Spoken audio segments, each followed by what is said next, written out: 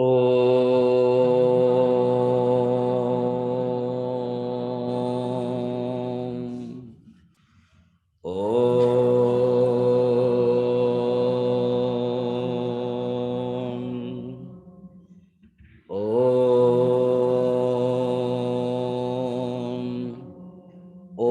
सहना भवतु सहनौ भुनक्तु सह वीर्यं करवावहै तेजस्विनावधीतमस्तु मा विद्विषावहै। ॐ शान्ति शान्ति शान्तिः।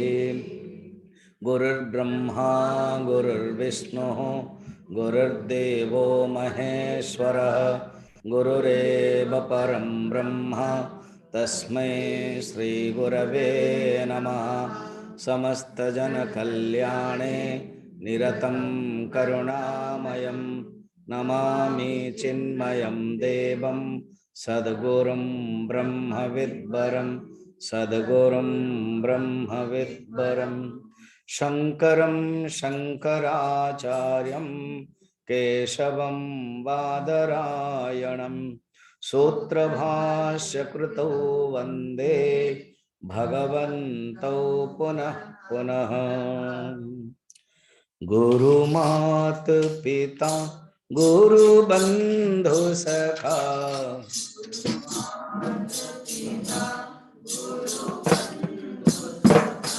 तेरे चरणों में स्वामी मेरे कोटि प्रणाम।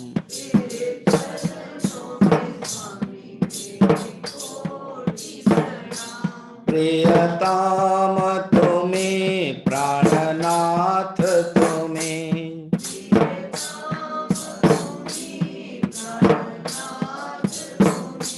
तेरे चरणों में स्वामी मेरे कोटि प्रणाम।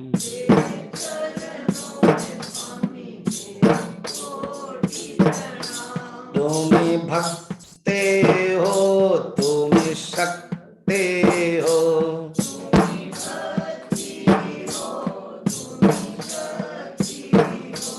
तुम्हें मुक्ति हो मेरे सांब शिवा।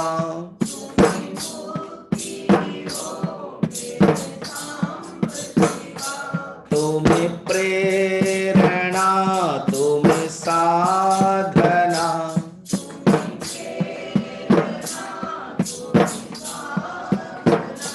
तुम्हें आराधना मेरे सांब शिवा।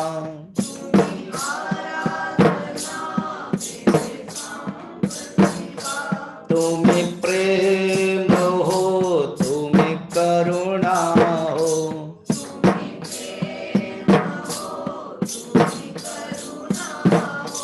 तुम्हें मोक्ष हो मेरे सांब शिवा।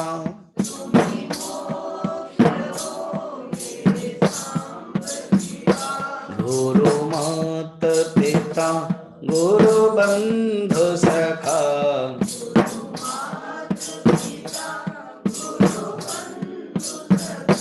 तेरे चरणों में स्वामी मेरे कोटि प्रणाम।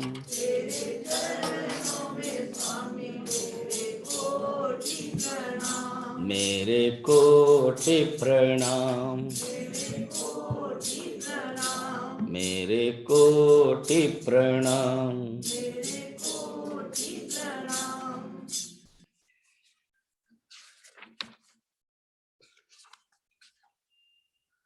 मंगलाचरण है।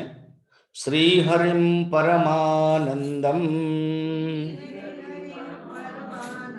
उपदेष्टारमीश्वरम व्यापकं सर्वलोकानां कारणं तं नमाम्यहम्। पहला श्लोक मंगलाचरण है। द्वितीय श्लोक में ग्रंथ का प्रयोजन बोलते हैं। अपरोक्षानुभूतिर्वै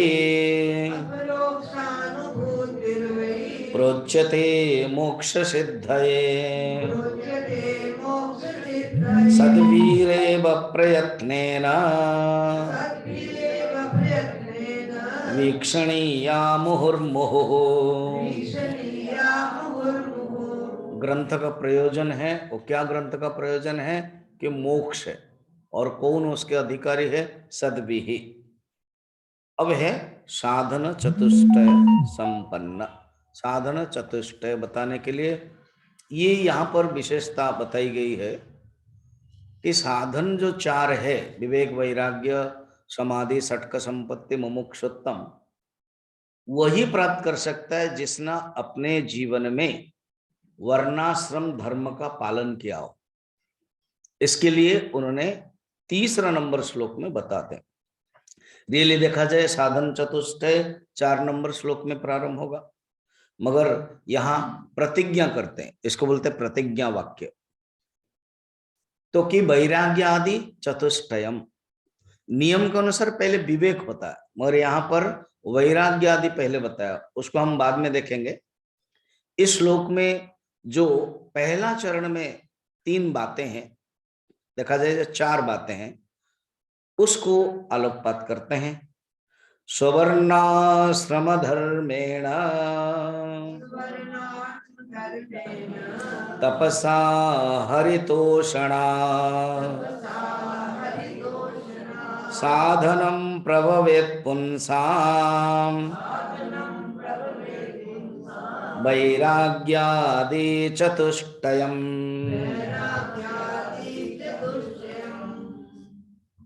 शब्द एक एक करके देखें। स्ववर्ण, वर्ण शब्द नहीं बताया, कहा है स्ववर्ण, अर्थात अपना जो वर्ण है उसके अनुसार करे, दूसरे का नहीं। फिर आश्रम, तो ये जो स्व है वो दोनों में लगेगा, स्ववर्ण और स्व आश्रम। कल हम लोगों ने आश्रम के बारे में विचार किया था। तो आश्रम, ब्रह्मचर्य आश्रम, गृहस्थ आश्रम, वानप्रस्थ आश्रम एंड संन्यास आश्रम। प्रत्येक आश्रम का अपना अपना एक धर्म है। ब्रह्मचर्य आश्रम का धर्म है, गृहस्थ आश्रम का धर्म है, वानप्रस्थ आश्रम का धर्म है, और संन्यास आश्रम का धर्म है। तो स्ववर्ण आश्रम, वर्ण को भी रखें पहला आश्रम, तो स्व आश्रम।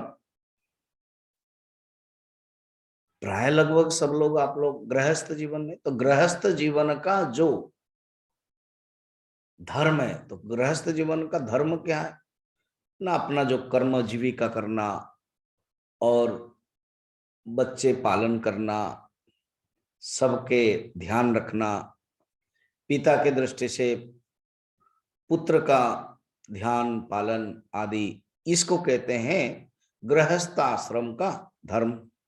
ब्रह्मचर्य आश्रम का अध्ययन करना, ज्ञान प्राप्त करना। वानप्रस्थ आश्रम धीरे धीरे मन भगवान के तरफ जाना, टर्निंग करना, यू टर्न करना। और सन्यास में सब त्याग हो गया। तो ये हो गया आश्रम के बारे में जो कल देखा था। अब है स्ववर्ण।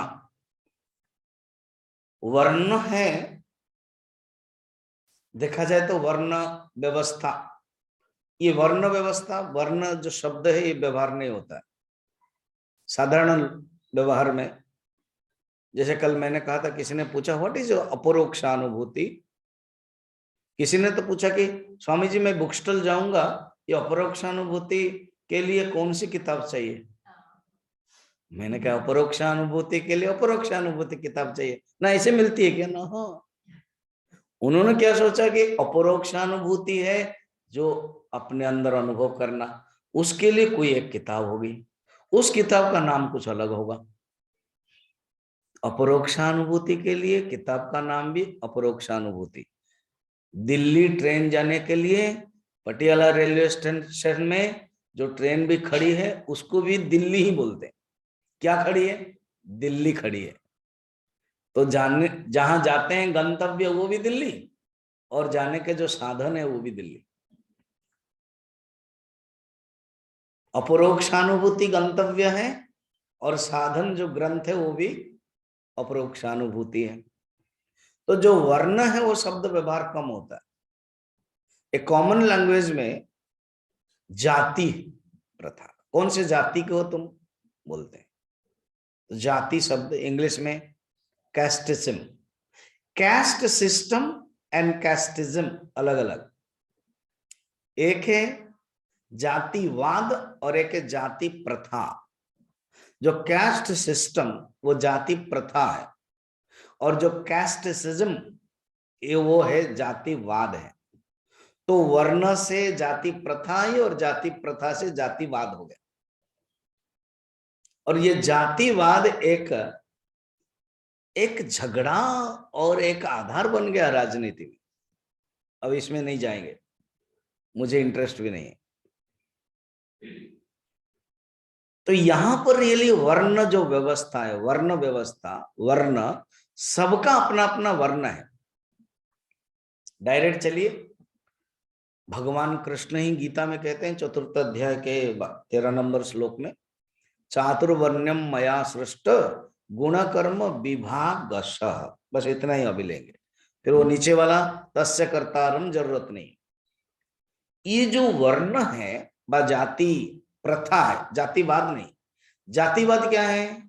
ना ब्राह्मण का पुत्र ब्राह्मण है, क्षत्रिय का पुत्र क्षत्रिय है, वैश्य का पुत्र वैश्य है, शूद्र का पुत्र शूद्र है। वो है जातिवाद, जिसको लेकर के सरगर्म होता है, झगड़ा भी होता है, और हर क्षण कहीं ना कहीं झगड़ा होता है।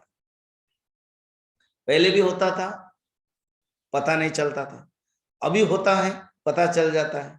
इसका कौन है ना, वायरल होता है, सोशल मीडिया है, इसलिए। पहले भी होता था।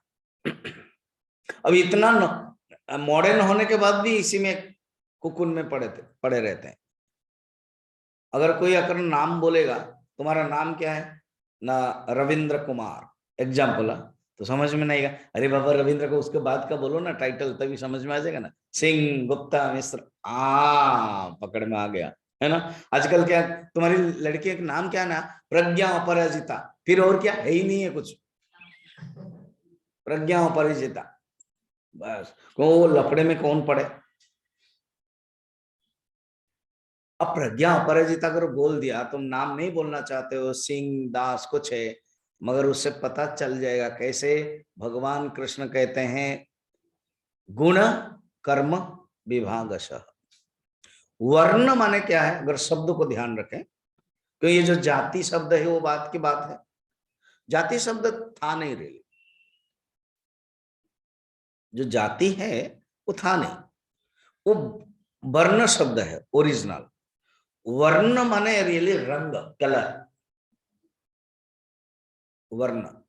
और पूज्य गुरुदेव इंग्लिश में बड़ा सुंदर कहते हैं, इंग्लिश में जो बना भी कैस्ट सिस्टम, कैस्ट जो इंडस्ट्री में जाते हैं, इवन ईंट बनती है, छोटे से एग्जांपल, एक कैस्ट रहता है। इवन सोना के पास जाते हो, सुनार के कैस्ट रहता है, तो उसमें वो बना दे, फ्रेम बोलते हैं उसको। तो वर्ण माने कलर। तो हमारे जो मन है, ये जो मनुष्य के जो मन है, वो 3 प्रकार के कलर है, उसको गुण कहते हैं। तो सत्वगुण, रजोगुण, तमोगुण। तो सत्वगुण, रजोगुण, तमोगुण से 4 प्रकार के व्यक्ति बन जाता है, उसको कहते हैं वर्ण। तो सत्व प्रधान रज और तमस मिश्रित वो ब्राह्मण हो गए। फिर रज प्रधान सत्व और तमस वो क्षत्रिय हो गए। फिर रज प्रधान तमस और सत्व वो हो गए वैश्य। तम प्रधान रज और सत्व वो हो गए शूद्र।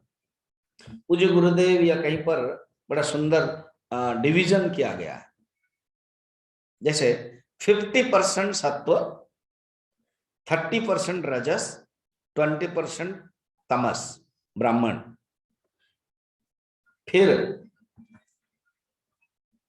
30% सत्व, 50% रजस, 20% तमस क्षत्रिय। 20% सत्व, 50% रजस, then 30% Tamas is equal to वैश्य। शूद्र वो है 20% सत्व, 30% रजस and 50% Tamas is equal to शूद्र। अर्थ क्या है?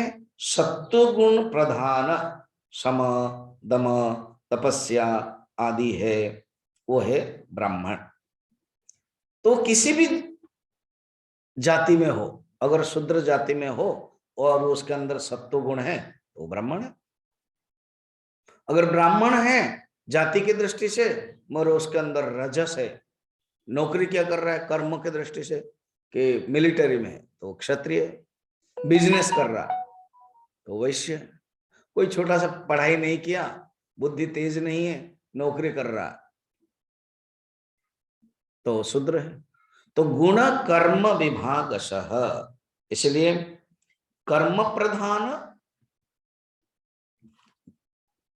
एंड गुण प्रधान, रुचि के अनुसार, क्वालिफिकेशन, रुचि, इंक्लिनेशन और उसका पूर्व जन्म के संस्कार के अनुसार, संस्कार के अनुसार भी होता है। जैसे एक एग्जांपल बताता हूं, कहीं एक जगह पर किसी गांव में, छोटा सा गांव है, एक ब्राह्मणी, विधवा ब्राह्मणी का जो लड़का है उसके पता नहीं क्या होता था। अब क्या हुआ घटना सुनो। जो बकरी है, बछड़े हैं, वो सब गांव के छोर में छोड़ देते थे, जहां जंगल है, घूम घाम करके वो लोग आते थे। जो पशुपालक हैं वो देखता था कि मुश्किल है, बछड़े को कोई कान में काट देता है, खून बह रहा है, बकरी है और बछड़े हैं, भेड़ हैं।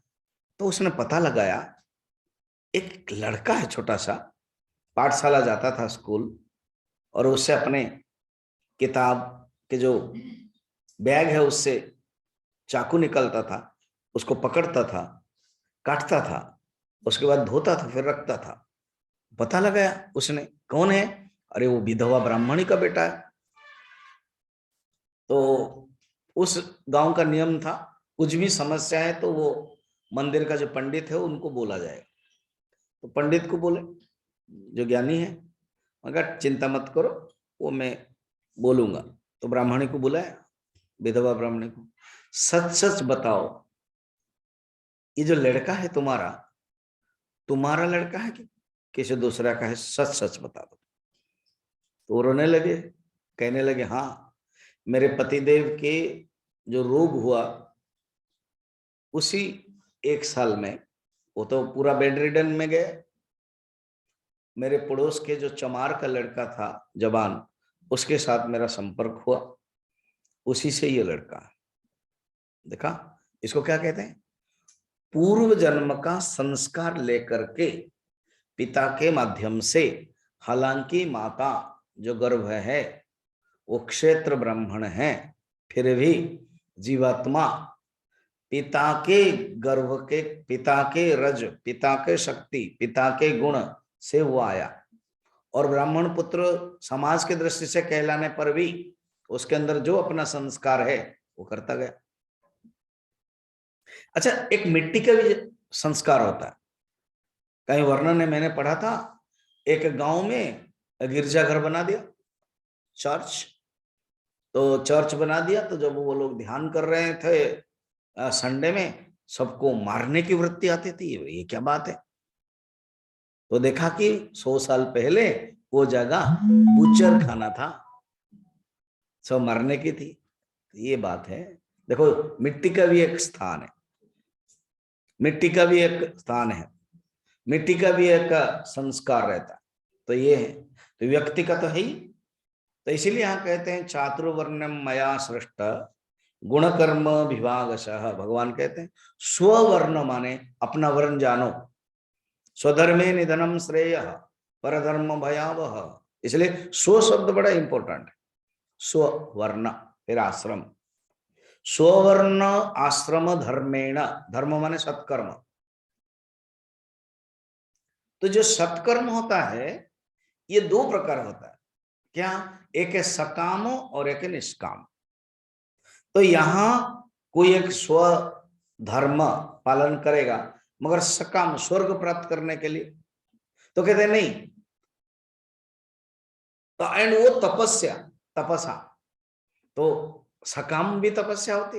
और जैसे हिरण्यकशिपु, रावण, उन्होंने भी तपस्या किया। तो यहां तक देखो जो तीन क्वालिटी है ना, स्व धर्म, स्ववर्णाधर्म, आश्रम धर्म और तपस्या, ये राक्षसों में भी होती है और मनुष्यों में भी होती है। तो क्या फर्क है? बस नेक्स्ट वाला फर्क है हरितोषणा। वो लोग भगवान को खुश करने के लिए नहीं करते, वो लोग अपने खुश करने के लिए करते हैं तपस्या। तपस्या के अंदर मोटिव ये ही डिफरेंस करा देता है। नचेत आप देखना, स्ववर्ण श्रम धर्मेण, ये कोई राक्षस भी पालन करता है तपस्या, तो हमसे ज्यादा वो करता है। रावण तो कहते हैं 10,000 30,000 वर्ष तपस्या किया था। तो फिर फर्क क्या पड़ता है? हरितोषणा। हरि है, ब्रह्मा नहीं। वो ब्रह्मा को तपस्या करते थे, शिव जी को तपस्या करते थे, नहीं, इन दोनों से पावरफुल है हरि। हरितोषणा, और हरि के तो विरोधी थे, और अगर भी उनको खुशी करते थे तो भी अपने स्वार्थ के लिए। यहां पर फर्क पड़ जाता है, क्या स्वार्थ है कि निस्वार्थ है। जो कल मैंने कहा था कर्म है कि कर्म योग है, ये सब कर्म में आता है। स्ववर्ण आश्रम धर्म ये कर्म में आता है, मगर जब हरितोषणात् होगा कर्मयोग हो जाएगा। और तपस्या में क्या है ना, अपना संयम करना। ये जब मनुष्य अपने कई साल तक करेगा, पूर्व जन्म के संस्कार, कोई कोई कहते स्वामी जी एक प्रश्न है ना, क्या दो साधक शुरू करते हैं, एक को जल्दी मिल जाता है, दूसरे को मिलता नहीं, अर्थात इस जन्म में लगता कि इसने परिश्रम नहीं किया, थोड़ा 2-3 साल कर लिया, मिल गया, और वो तो 20 25 40 साल तक कर रहा, मिल नहीं रहा है। वो पूर्व जन्म का जो संस्कार है ये काम दे देता है, पूर्व जन्म में किया उसने, इसलिए इस जन्म में कम। तो स्वधर्मा वर्णाश्रम धर्मेण तपसा हरितोषणात्। अब आगे आइए, साधनम प्रभवेत पुंसाम, ऐसे करने पर, ये सब क्या है? कर्मयोग। ये सब क्या है? तपस्या। उसके अंतःकरण शुद्ध होता है। जो अंतःकरण शुद्ध वाला है उसके अंदर साधन चतुष्ट उत्पन्न होता है। साधनम वैराग्यादि चतुष्टयम। अच्छा, वैराग्य को पहले क्यों बताया ना? वैराग्य इसलिए बताया कि हमारे अंदर अगर वैराग्य नहीं है तो वो विवेक काम नहीं करता है, विवेक अपना विषय की तरफ ही चला जाता है, इसलिए वैराग्य को मुख्य दिया। और ये एक ऐसा साधन है जो जो वैराग्य प्राप्त करता है वो ही अपरोक्षानुभूति समझ सकता है। भी सिद्धांत नहीं है, ही सिद्धांत है कि नहीं नहीं हम विषय में भी रहेंगे और अपरोक्षानुभूति में भी प्राप्त करेंगे, वो नहीं हो सकता। इसलिए वैराग्य को महत्व दिया। मगर चारों ही अभी आएगा। तो साधनम प्रभवेत उत्पन्न होता है उनके अंदर ना। बताइए कि ये जो चार है वो क्या क्या है, वो बता रहे हैं अभी 4 नंबर में। ब्रह्मादि स्थावरांतेषु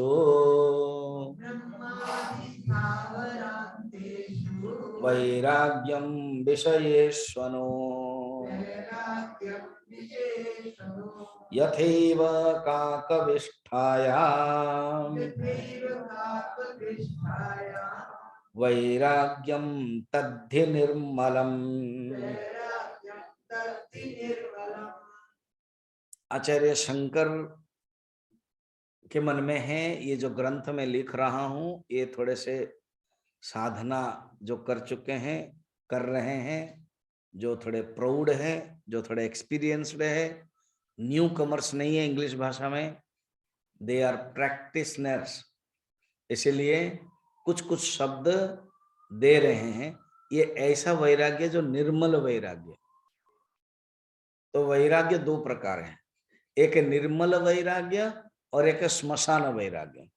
श्मशान वैराग्य क्या है? सब लोगों को होता है। जब कोई मर जाता है ना तो श्मशान तक जाते हैं, उसमें देखते हैं पूरा टोटल अहम ब्रह्मास्मि महावाक्य आता है और वैराग्य आता है। क्या आता है? ब्रह्म सत्यम जगत मिथ्या जीव ब्रह्मैव नापरः। क्या संसार में कुछ रखा है? कुछ नहीं रखा है। संसार में कुछ नहीं रखा है तो बोलता है 100 रुपए दो। तो ठीक चुप, अभी तो बोला है संसार में कुछ नहीं रखा है तो 100 रुपए दो। नहीं मेरे पास नहीं है, कहने पर भी मना करता हूँ। इसको बोलते हैं श्मशान वैराग्य। फिर घर में आएंगे, हाँ बस खाना पीना खाते रहेंगे। कहते नहीं, ऐसा वैराग्य है जो निर्मल वैराग्य अर्थात शुद्ध वैराग्य। और देखिए वैराग्य आदि चतुष्टयम का ना, इसलिए पहले ही वैराग्य बताया। तो वैराग्य निर्मल वैराग्य है। कैसा? यथैव काकविष्ठायाम। मैं गांव का एग्जांपल देता हूं, फिर बाद में इधर का एग्जांपल आएगा। गांव का एग्जांपल, अगर आप पता नहीं आप लोग गांव में खाया होगा, जो मंदिर होते हैं बा हमारे जो लंगर होता है ना, तो पूरा आजकल तो नीचे नहीं बैठ पाते हैं। पुराने जमाने में कोई मंदिर है, नीचे बैठे और वो दे रहे हैं और लास्ट में खीरी आती, खीर, खीर बहुत सुंदर, पायसम। और पायसम में कभी किशमिश है और जो बादाम है और ये सब पड़ता है। हो गया। तो एक ने खाया, दूसरा खा ही रहा था उस समय।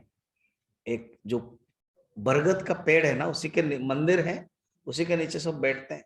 तो बरगद के जो पेड़ के जो कौवा को पता चल जाता है कि आज बहुत बड़ा भोज है, सब कौवा लोग ऊपर ऊपर आ जाते हैं क्योंकि उनके स्मेल पता चल जाता है।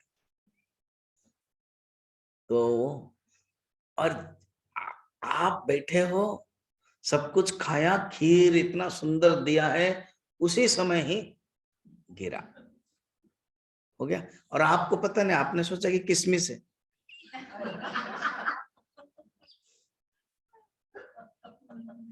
और आप अपना गरम है साइड में खाना शुरू कर रहे हैं, उस समय जो आपका मित्र है ना, वो हितकांक्षी है। और एक ऐसे मित्र होते हैं जो हैरान होने दो, वो अलग बात है। हितकांक्षी, अरे बाबा वो किसमिस नहीं है, वो उधर वो जो मिस है ना वो किस कर दिया। अब आप खाओगे क्या? ना ना ना ना ना, उठ जाओगे, फेंको उसको। काक विष्टा एग्जाम्पल दिया शंकराचार्य। आप सोच रहे मैं कहानी बता रहा हूं?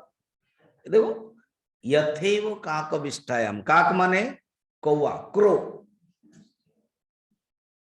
तो अगर कोई भोजन करते समय कौवा विष्ठा, विष्ठा माने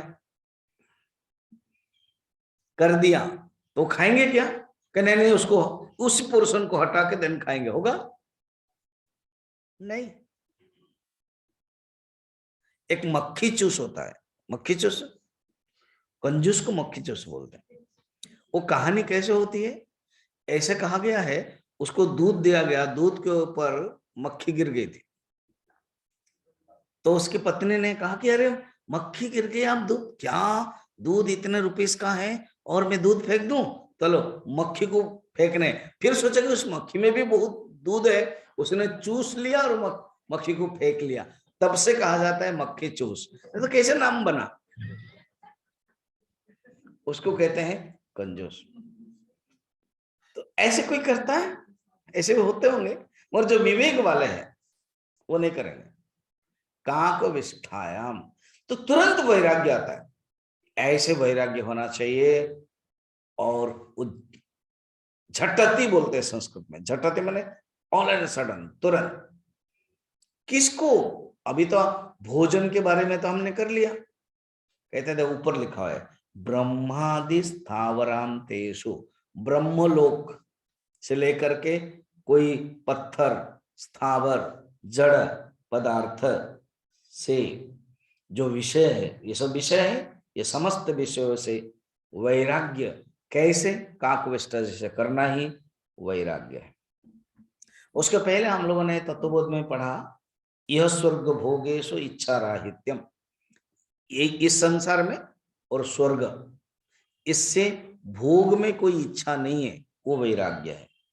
तद वैराग्यम जिहासाया दर्शन श्रवणादि देहांदि ब्रह्म पर्यंतम यनित्य भोग वस्तु ने। विवेक चूड़ामणि वो कहते हैं कि इसी को ही वैराग्य जानो। वैराग्य क्या है? जिहासा, त्याग। क्या त्याग है ना? जो दर्शन और जो श्रवण, कुछ देखते हैं, कुछ सुनते हैं, जो भोग करते हैं, उस भोग का पूर्ण त्याग को ही वैराग्य कहते हैं। तो स्टार्टिंग में वैराग्य बताया, अब आगे विवेक बता रहे हैं। विवेक को नित्यमात्मा स्वरूपम हे,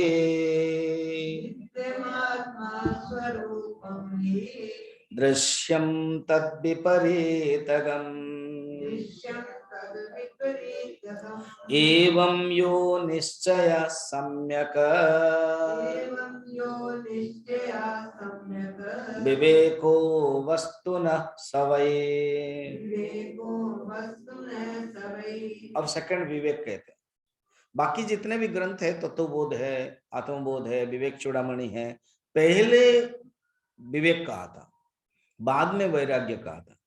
इस अपरोक्षानुभूति में अभी दो चीजें देखी गई। अपूर्वता, कोई भी शास्त्र में षडलिंग होता है, उपक्रम, उपसंहार, अभ्यास, फिर उपपत्ति, फल,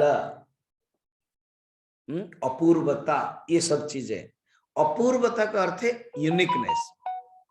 यूनिकनेस क्या पाया कि स्टार्टिंग में बाकी सब ग्रंथ में साधन चतुष्टय बता दिया, मगर यहां कर कहते हैं साधन चतुष्टय उसी को मिलता है जब वो ऊपर के जो 3 नंबर का था, स्वर्ण श्रम धर्मेण तपसा हरितोषणा, ये यूनिकनेस है। जो ऐसे अपने जीवन में जितने भी साल लगे, किसको 10 साल, किसको 50 साल, किसको 70 साल, किसको लगेगा, किसको पूर्व जन्म से लेकर होगा, किसको नहीं होगा तो ये साधन नहीं मिलेगा, मगर ये जरूरी है। कोई बस में या ट्रेन में, फ्लाइट में या कहीं फिल्म टॉकीज में जाने के लिए टिकट चाहिए होता है ना। टिकट नहीं है तो नहीं हो सकता, यू कैन नॉट एंटर। तो इसी प्रकार ये चाहिए गुण, तभी साधन चतुष्ट आएगा। तो ये एक यूनिकनेस हो गई। और एक यूनिकनेस है, वैराग्य को पहले बताया, अर्थात साधक को वैराग्य को महत्व पहले देना है। अब है विवेक देते हैं। नियम के अनुसार पहले विवेक होता है, उसके बाद वैराग्य होता है, मगर वैराग्य को महत्व दिया इसीलिए कि अगर विवेक है, वैराग्य नहीं है, और वैराग्य बरकरार नहीं रहता, वैराग्य आता है जाता है।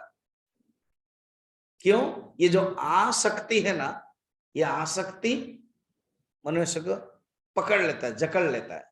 और इस आसक्ति के बारे में ये समझना है कि अगर वो आसक्ति है, वो जा भी सकती है। आसक्ति का अर्थ ही है ना आसक्ति, तो आसक्ति है तो जा भी सकती, इसलिए वैराग्य को महत्व दिया। अब विवेक से ही वैराग्य उत्पन्न होता है, और विवेक समझना चाहिए। क्या विवेक? नित्य आत्म स्वरूपम ही,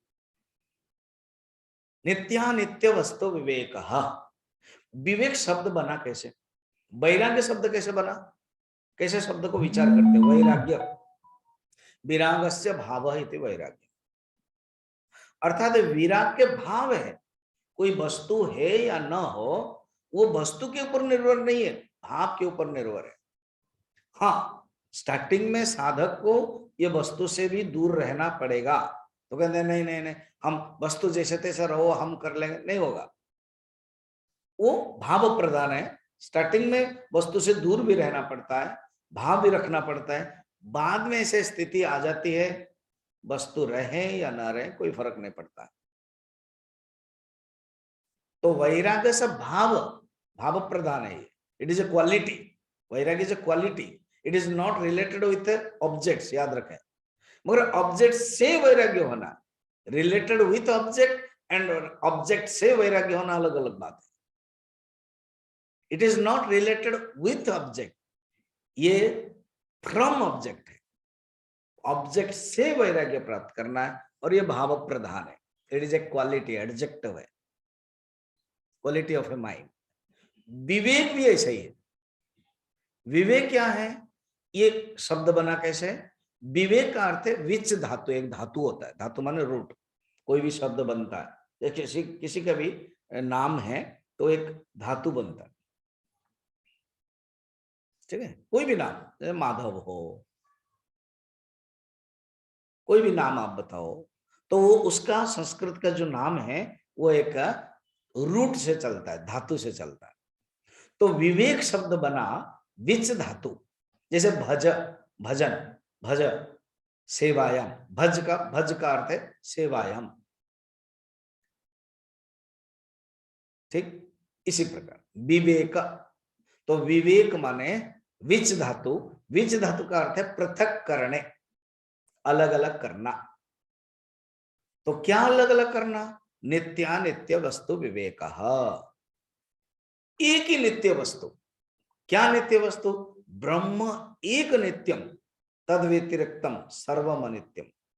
यहां पर क्या देते हैं? नित्यम आत्मस्वरूपम। नित्य जो वस्तु है आत्मस्वरूप है, आत्मा ही नित्य है।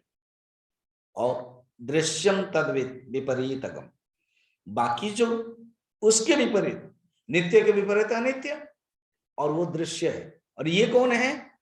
अदृश्यम। सुरेश्वराचार्य कहते हैं, कल मैंने बताया था, अपरोक्ष क्या है ना? अनिदम इति अपरोक्षम। अनिदम माने जिसको देश नहीं कर सकते, अगर ब्रह्म को देश कर लिया वो भी परोक्ष हो गया, अनिदम अपरोक्षम। मगर ये जगत को देश करते हैं, इसलिए प्रत्यक्ष है, अपरोक्ष है। दिस का ही थोड़ा दूरत्व is equal to that. This और दैट में क्या फर्क है ना? This plus distance is equal to that, that minus distance is equal to this, है कि नहीं? हाँ, ऐसे तो हम लोगों ने इंग्लिश ग्रामर में नहीं पढ़ाया था, आप जैसे पढ़ा रहे हो। और सोचो तो philosophy, this plus distance is equal to that. जैसे ये ग्लास, ये दिस है, डिस्टेंस कर दो तो व्हाट्स दैट, डिस्टेंस कर दो चेयर, हो गया। तो this plus distance that, that minus distance, that को ले, पहले दैट था और वो लेके आ गए, यहां डिस्टेंस कम हो गई, दिस बन गया। तो दिस और दैट ये कोई बड़ी बात नहीं है, डिस्टेंस के ही रिलेटिव टर्म है। कम दूरता दिस, ज्यादा दूरता दैट। मगर जो आत्मा है ये दिस और दैट में नहीं है। न अनिदम पूर्णमदः पूर्णमिदम, तुम दिस और दैट जो कहते हो वो सब पूर्ण है, दिस भी पूर्ण है, दैट भी पूर्ण है, वो आत्मस्वरूपम है। और जब दिस जिसको बोलते हो वो दृश्यम हो जाएगा। अयदृश्यम तत् मिथ्या तत्क्षणिकम, जो दृश्य है वो मिथ्या है, वो क्षणिक है। और एक है जड़ है। जिसको जिसको तुमने दिस कहा है, बड़ा सुंदर है, जैसे सील लगाते हैं ना, जिसको हमने दिस कहा है वो जरूर जड़ होगा, और वो जरूर ऑब्जेक्ट होगा, और वो जरूर मिथ्या होगी, तद विपरीतम। और वो दिस परमात्मा से अनिदम से विपरीत है, अनिदम से इदम है, विपरीत है। तदृश्यम तद विपरीतगम, विपरीतगम वो विपरीत है। ऐसा एवं यो निश्चय, ऐसा जो निश्चय है, नित्यानित्य वस्तु विवेक, सम्यक विवेको वस्तुनः, वो ही आत्म वस्तु का विवेक है। वस्तुनः वो ही सचमुच, वस्तुन यहाँ पर आत्म वस्तु, वस्तु कैसे, ऐसे वस्तु का अर्थ क्या होता है? ऑब्जेक्ट। हम लोग फिजिक्स में हो या साइंस में या व्यवहार में वस्तु को बोलते हैं ऑब्जेक्ट, इसको वस्तु। मगर नहीं, बसती थी वस्तु, जो जगह पर बैठा हुआ है ना, सब जगह पर बैठा हुआ वस्तु, तो ब्रह्म का नाम ही वस्तु है। वो ब्रह्म का नाम वस्तु, वो हम उधार ला करके व्यवहार करते, ये सब वस्तु ऑब्जेक्ट। रियली ब्रह्म ही एकमात्र वस्तु है, ब्रह्म एकमात्र वस्तु, तद व्यतिरिक्तम सर्वम अवस्तु। अवस्तु समझ रहे? अवस्थी नहीं, अवस्थी एक टाइटल है, अवस्तु। अर्थात ब्रह्म को छोड़ करके बाकी सब अवस्तु है, ब्रह्म ही वस्तु है। वासुदेव कैसे बना? वसुदेव कैसे बना? सत्वम विशुद्धम वसुदेव शब्दितम। जो सत्व है वो वसुदेव है, और उसमें जो वास करते हैं वो वासुदेव है। अर्थात जो देव, यह देव वसति सर्वभूतेषु स वासुदेव, वो आत्मा है। तो वस्तुनः विवेक, वो ही आत्म तत्व के विवेक है। अब आगे बढ़ते हैं 6 नंबर। सदैव वासना त्यागः,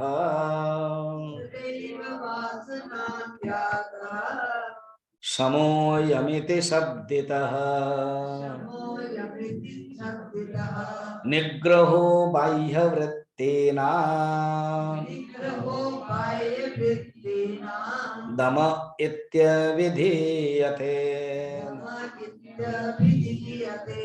स्वामी जी, हाँ, आपके जो आचार्य है, आपके आचार्य माने शंकराचार्य, हाँ? मुझे बोलने के लिए, समझाने के लिए बताना पड़ता है। आपके आचार्य अब क्या बताना चाहते हैं 6 नंबर श्लोक में? पहले समझे कि नहीं है क्या? 5 और 6 में क्या बताया ना? आपने बताया, आप ही समझो, हमको क्या? आपने बताया। एक टीचर ने पढ़ाया, पढ़ा रहे थे क्लास में, बच्चों, हाँ, मैंने जो पढ़ाया वो समझे कि नहीं है? एक बच्चा बहुत तेज था, उठा, कहा अगर आप ही नहीं समझे तो हमको क्यों पूछ रहे हो? तो 5 नंबर में 4 नंबर में वैराग्य बताया। फर्स्ट 4 क्वालिटी होती है, याद रखना, 4 क्वालिटी। फर्स्ट है वैराग्य, यहां पर वैराग्य नियम के अनुसार विवेक वैराग्य होता है, और यहां पर वैराग्य। सेकंड है विवेक, ओ यही 2 बताया ना, यही 2। तो पहले वैराग्य, उसके बाद विवेक। वैराग्य क्या है? सब कुछ त्याग करना। और विवेक क्या है? ना नित्य ब्रह्म को जानना, और अनित्य ये है, ये जगत अनित्य है, दृश्य, इसको जानना, अलग अलग करना, ये बुद्धि की क्वालिटी। अच्छा, ये 2 हो गया ना। अब तीसरा, थर्ड में सम आदि 6 लक्षण बता दे, 6 संपत्ति बोलते। तो विवेक हो गया, वैराग्य हो गया, या तो वैराग्य हो गया और विवेक हो गया। 3 नंबर में, क्योंकि 4 है क्वालिटी, विवेक, वैराग्य, सम आदि, षटक माने 6, 3 नंबर में 6 क्वालिटी आएगा। तो अभी 6 श्लोक, 7 श्लोक, फिर 8 श्लोक, फिर 9 श्लोक के आधा तक, 8 श्लोक तक बताएंगे, फिर 9 श्लोक में चौथा नंबर बताएंगे। ठीक, अब देखते हैं 6 नंबर श्लोक, समा।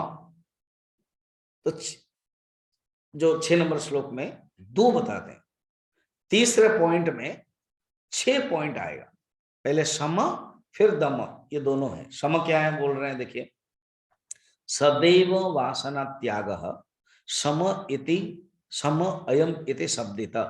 सम का सिंपल अर्थ है मनः निग्रह सम, तत्वबोध। तत्वबोध एक ऐसा ग्रंथ है, कल जैसे मैंने बताया, जो पारिभाषिक प्रकरण ग्रंथ है, डेफिनेशन है, वो शॉर्ट है, सूत्रात्मक है। समः कः? मनः निग्रह सम। दमः कः? चक्षु आदि इंद्रियाणाम निग्रह, मन, दमः। यहां उसको श्लोक के माध्यम से बताया। मन निग्रह माने क्या है ना? मन के अंदर जो कामना है, मन के अंदर जो वासना है, उसको कंट्रोल करना ही सम है। उसको थोड़ा सा, क्योंकि वही अगर बता देंगे फिर तो तत्वबोध और परोक्षानुभूति में फर्क क्या हो जाएगा? वही तो आप घसे घसाए, पिटे पिटाए, वही चीज बता रहे हो। इसलिए कहते देखो, अभी डिटेल वहां पर जस्ट कहा था मन को कंट्रोल, और शिष्य भी समझ लिया था, हाँ ठीक है, गुरु ने कहा मनो कंट्रोल, और याद भी करते रहते हैं, बताना पड़ता है। और यहाँ करते मन के अंदर क्या है ना? मन के अंदर वासना है, मन के अंदर कामना है। मन क्या है वहां तत्वबोध के अनुसार? संकल्प विकल्पात्मक मना। फिर और जाएंगे, जैसे नदी है, उस नदी में पानी बहता है, तो मन भी ऐसा है, द फ्लो ऑफ थॉट्स। और ये जो मन में जो थॉट्स है वो दो प्रकार है, शुभा शुभाभ्यम मार्गाभ्यम बहन्ते वासना सरित, योग वशिष्ठ। अर्थात मन में दो प्रकार की भावना बहती है, एक खराब और एक है अच्छी। तो जो अच्छी भावना बहती है वो हैरान नहीं करती है, वो बल्कि हमको मदद कराती है, मगर जो खराब भावना होती है वो मुश्किल करा देती है।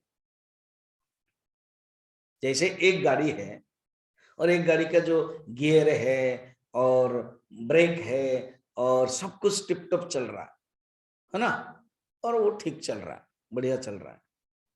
दूसरे की गाड़ी है, ब्रेक फेल है, ब्रेक काम ही नहीं कर रहा है और इसको पता नहीं, उसने चला लिया 60 70 80, फिर तो बड़ा मुश्किल होगा। तो इसी प्रकार हमारे पास दो कार है, एक है कंट्रोल वाला और एक है बिना कंट्रोल वाला। जो बिना कंट्रोल वाला उसको कहते हैं खराब गुण, और जो कंट्रोल वाला उसको कहते हैं अच्छा गुण। तो जो अच्छा गुण है वो हमें कहीं पहुंचा देगा, और जो बुरा गुण है वो भी पहुंचाएगा एक्सीडेंट में, पहुंचाएगा जरूर। कहां पहुंचाएगा? एक्सीडेंट में। तो ये जो, इसी को ही नाम दे दिया वासना, इसी को ही नाम दे दिया कामना, इसी को ही नाम दे दिया काम, स्पृहा, लोभ, काम, क्रोध सब है। वो लास्ट वाक्य जो मूल वाक्य है वासना। मन के अंदर वासना के कारण ही सब कुछ होता है। रामचरितमानस में है ये काम, क्रोध, लोभ, ये उसका बेटा है। वासना माँ है, स्त्री है, उनके बेटा है। अगर जैसे शरीर में, शरीर आयुर्वेद के अनुसार वात पित्त कफ है। शरीर स्वस्थ कैसे माना जाएगा? आयुर्वेद कहता है वात पित्त कफ अगर इक्विलिब्रियम चलता है ना, तो जानना कि शरीर ठीक है। अगर वात बढ़ गया तो पेन होगा, वो होगा। पित्त बढ़ गया तो ब्लड प्रेशर होगा, वो फिर मुश्किल होगा। कफ बढ़ गया तो कफ हो गया। ऐसे आयुर्वेद है, अलग अलग इंस्टीट्यूशन है। पंजाब में भी आयुर्वेद है, हिमाचल में भी है, बेंगलोर में जो हमारे रविशंकर जी है ना, उनका भी आयुर्वेद का है। और उससे जो ट्रेन लेके आते हैं यंग बच्चे, वो लोग अपना अपना होटल कराते हैं। मुझे याद है मैं कोलकाता में और एक जगह पर गया था, तो वो क्या करेंगे, आपको एक लिस्ट देंगे कि आपको आपको रात में कब नींद आती है, आपको कैसे करना पड़ता है, आपको कौन सा कलर पसंद है, आपको ये करते हैं, आप पहले खाना, अगर 5 प्रकार का खाना है आप कैसे पहले खाते हो, आपको गर्म खाना पसंद है कि ठंडा खाना पसंद है, उससे वो आप तुरंत टिक मारोगे, वो पता चल जाएगा आपका कौन है, उसी के अनुसार आपको चाह देंगे। ऐसे होटल में होता है, कहीं कहीं जाओगे तो समझिए कौन सा होटल में, चलिए ना पटियाला आई डोंट नो है कि नहीं है कि नहीं। तो ऐसे उससे वात पित्त कफ बताया जाता है। रामचरितमानस में तुलसीदास जी ने क्या कहा, अगर वात पित्त कफ कंट्रोल नहीं है तो रोग हो जाता है, सन्निपात रोग होता है। तो कहते हैं काम वात कफ लोभ अपारा क्रोध पित्त नित छाती जारा प्रीति करहि जो तीनियो भाई उपजई सन्यपात दुखदाई। अगर किसी के जीवन में काम रूपक बात आ गया, बात बढ़ गया, और कफ रूपक लोभ आ गया और क्रोध रूपक पित्त आ गया, तब तो उसका सन्निपात रोग ही हो जाएगा, मुश्किल होगा। तो जीवन में ये जो काम क्रोध लोभ होता है, उसी से ही दुख मिलता है। तो ये काम क्रोध लोभ का कारण कौन है? न वासना। कहते उसको जो त्याग करते हैं, सदैव वासना त्याग समयम इति शब्दितः जानो। तो यहां डेप्थ गया, पहले वहां क्या, मन निग्रह, मन का कंट्रोल, और यहां कहते नहीं, मन के अंदर जो कामना है, ये काम क्रोध लोभ के जो मूल है वासना, उसको त्याग करो, उसको जानो। विवेक यही है रियली, डेप्थ बताया। अर्थात हमारे अंदर जो वासना, वासना दो प्रकार होगी, एक है अच्छी वासना, एक बुरी वासना। तो जो बुरी वासना है उसको त्याग करो। अच्छा, इसको बोलते हैं शम, हाँ, दम क्या है? निग्रह बाह्य वृत्ति नाम, अर्थात ये जो बाह्य वृत्ति है, मन बाहर चला जाता है। स्वयंभू कठोपनिषद में है, परांच खाने व्यतृणत स्वयंभू। तो ये जो परांच खाने व्यतृणत स्वयंभू, ये जो स्वयंभू है ब्रह्मा, खानी इंद्रियाणी परांची, परांच माने बहिर्मुखाने, बनाया। कश्चित धीर, कोई धीर व्यक्ति ही कंट्रोल करता है, तो यही तो करना है। तो कहते बाह्य वृत्ति नाम, हमारे अंदर मन के अंदर जो बाह्य वृत्ति, मन जो भाग जाता है बाह्य वृत्ति, उसको कंट्रोल करो, वो है दमः। क्लियर? तो दम है, एक साधक की क्वालिटी चाहिए, एटलीस्ट क्लास के समय तो कंट्रोल जरूरी है। तो दमः, फिर आगे ये दो हो गया। अब 7 नंबर में क्या क्या बताना चाहते हैं? तो सम दम हो गया। अभी उपरम, उपरम कहीं स्त्रीलिंग में उपरति कहते हैं। और फिर श्रद्धा, ठीक है। विषयेभ्य परावृत्ते परमो परते सा सहनं सर्वदुःखानां तितिक्षा सा शुभा मता। उपरति, उपरति का अर्थ यह है कि विषयेभ्य इंद्रियाणां स्वगोलके अवस्थानम इति उपरति। Withdrawal of sense organs from the sense objects, placing on their own cavity is equal to uparati. बाह्य आलम्बन वृत्तेः उत्तमा इंद्र उपरम इति, अर्थात बाह्य आलंबन, जो वृत्ति के बाह्य आलंबन, वृत्ति हमेशा बाहर के स्थान पर चला जाता है, आलंबनम स्थानम आश्रयम, उससे विड्रॉल करना, निग्रह करना, वो कहते हैं उपरम, उसको कहते हैं उपरम। तो ये जो उपरम है, विषयेभ्य परावृत्ति है, अर्थात जो वृत्ति है, मन के अंदर जो वृत्ति है, वो विषयों से परामुख होना, हटा देना, निकाल देना, उसको कहते हैं उपरम। अच्छा, सम जो है वो मन के स्तर पर, दम जो है वो इंद्रिय के स्तर पर, और जो उपरम है वो विषय के स्तर पर। समझ में? सम it is the level of mind, दम it is the level of sense organs, and उपरम it is the level of sense objects. अच्छा, फिर यहां कहते हैं चतुर्थ, चौथा, 3 नंबर में 4 है, वो है सहनम सर्व दुखानाम तितिक्षा सा शुभा मता। शुभ तितिक्षा, अर्थात एक तितिक्षा होती है जबरदस्त है, इसलिए यहां एडजेक्टिव दिया शुभ, ऑस्पिशियस। महाभारत में तितिक्षा जो तप है वो अर्थ बताते हैं, इंद्रियाणम मन एकाग्रम तप इति उच्यते, इंद्रियों और मन को एकाग्र को तप कहते हैं। आचार्य शंकर तत्वबोध में भी कहा है, शीतोष्ण सुख दुखादि सहिष्णुत्वम इति तितिक्षा। तितिक्षा माने फॉरबियरेंस, टॉलरेंस, सहन करना, शीतोष्ण, थोड़ा सा सहन करने की जो वृत्ति है, ये कहते सहनम सर्व दुखानाम तितिक्षा। विवेक चूड़ामणि में भी है, अप्रतिकार पूर्वकम चिंता विलाप रहितम सा तितिक्षा निगद्यते।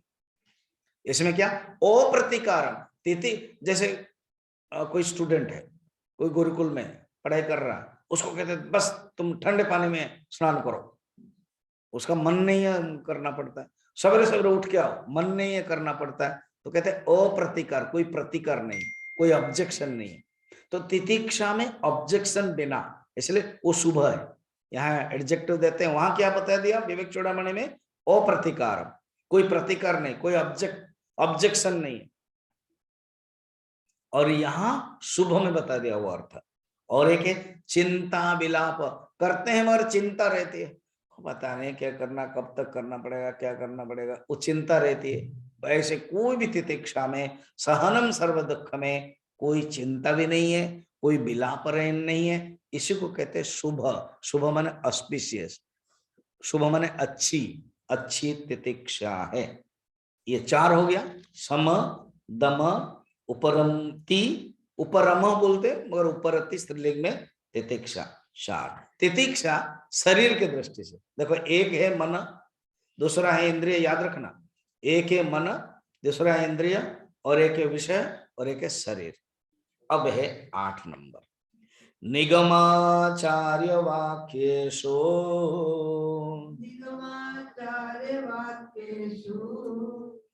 भक्ति श्रद्धेति विस्मृता चित्तेकाग्रं तसल्लक्ष्ये समाधानमिति स्मृतम्। निगम माने वेद, निगम माने वेद, वेदांत शास्त्र वाक्येषु, वेदांत गुरु वाक्येषु विश्वास श्रद्धा तत्वबोध। तत्वबोध में ये बताए, यहां पर क्या बताए? वेदांत माने निगम, निगम माने वेद, निगम आचार्य, आचार्य वही गुरु जो आचुनोति थे आचार्य, आचार्यवान वेद पुरुष, आचार्यवान वेद पुरुष। एक बहुत सुंदर अर्थ मैंने अभी पढ़ा, अर्थ क्या है? कौन परमात्मा को जान सकता है? वेद पुरुषम, वेद माने जानता है। कौन परमात्मा को जान सकता है? जो आचार्यवान है। तो आचार्यवान दो अर्थ होता है, एक है जिसने आचरण किया है वो ही परमात्मा को जान सकता है, और एक बहुत ही सुंदर अर्थ है जिसने, जिसका गुरु है, आचार्यवान माने जिसका गुरु है वो ही प्राप्त कर सकता है, निगूरा नहीं कर सकते, जिसने गुरु शरण किया है। कबीरदास जी इसलिए कहते हैं, आकाश मंडल में ओधा कुआं, जहां अमृत का वास, सगोरा झरझर पिया, निगोरा जाय पियास। तो आचार्यवान का कितना सुंदर है, जिसने आचार्य वर्ण किया, जिसके पास आचार्य है। जो मैं बहुत सुंदर कथा कहता हूं, आपको याद है ना? वो गाय एंड बाघ था, वो बाघ गाय के ऊपर झपटा, गाय एक कीचड़ में घुस गई और बाघ भी गिर गया। अब बाघ डर रहा है मगर गाय नहीं डर रही है, और बाघ ने पूछा कि तुम तो उस समय डर रही थी, अभी कुछ डर नहीं रही है? तो गाय ने कहा, well I ask U A question, English में ही पूछा गाय, वो डून स्कूल में पढ़ के आई थी। एंड बाघ ने, अच्छा डू यू नो इंग्लिश? इसने भी बोला, तुम कहाँ? मैं पंजाब यूनिवर्सिटी से पढ़ के आया था। तो इसलिए अच्छा, डू यू, ये उसने पूछा, डू यू हैव एनी मालिक, मास्टर? वो हंसने लगा, tiger, who can be my master? I am the master, that is the problem. English में बोलियो, दैट इज द प्रॉब्लम। अब देख, तुम अपने आप को मास्टर बोल रहे हो और अभी कीचड़ से उठ नहीं पा रहे हो, मगर मेरा एक मास्टर है, वो सांझ के समय जब देखेगा कि मैं नहीं पहुंची और मैं हम्बा भी बोलूंगी, वो आएगा, मुझे उद्धार करेगा और तुम ऐसे ही पड़े रहोगे। सचमुच यही हुआ। जिसके जीवन में गुरु है, जिसके जीवन में वेद है, वो ज्ञान प्राप्त करता है, वो ही मुक्त होता है। आचार्यवान वेद। अब है निगमाचार्य वाक्येषु भक्ति ही, शब्द बड़ा सुंदर कहा। निगम अने शास्त्र के प्रति, कि वेद जो कहा है, शास्त्र उपनिषद में कहा है, उसके प्रति भक्ति, विश्वास, और आचार्य के वाक्यों को विश्वास, उसको कहते हैं श्रद्धा। फिर जो समाधान है, इसके हम कल समाधान करेंगे, इस समाधान के बारे में। ओम पूर्णमदः पूर्णमिदं पूर्णात् पूर्णमुदच्यते पूर्णस्य पूर्णमादाय पूर्णमेवावशिष्यते। ओम शांति शांति शांति। हरि ओम श्री गुरुभ्यो नमः। हरि ओम।